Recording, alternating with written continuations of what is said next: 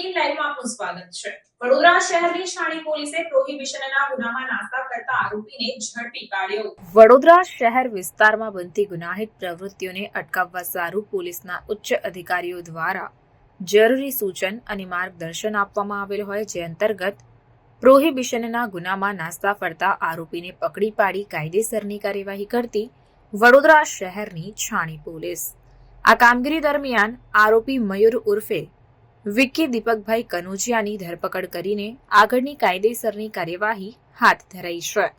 તો વધુમાં આ કામગીરી અંતર્ગત police inspector AP Gadhvi, police sub inspector PK Nanavati, unarmed head constable Parmeshbhai Vastabhai, Indrasinh Balwantsinh, Kalyanbhai Premjibhai, Vishalbhai Nagjibhai તથા ભરતભાઈ રામભાઈનાઓ દ્વારા ટીમ વર્કથી સદર સરાહનીય કામગીરી કરવામાં આવી છે।